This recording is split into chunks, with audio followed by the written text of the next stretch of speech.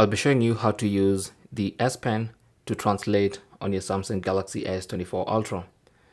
So once you take the S Pen out of the phone, just go to the S Pen menu, tap on that, and then look for the translate option.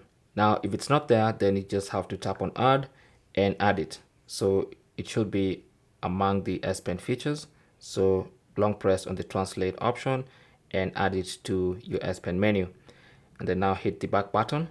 So now when you go to the S Pen menu, you should see the option to translate. Tap on that.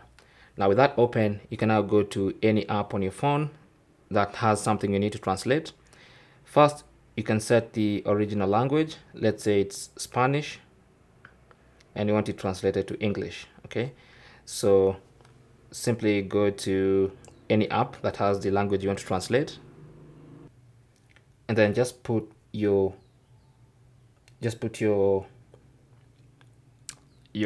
S Pen on top of the words. So for instance, it's going to translate this word. You can see this is, as, say, good, days, in Spanish. So I can see exactly what that statement means. Thanks for watching. Leave your comments and questions down below, and good luck.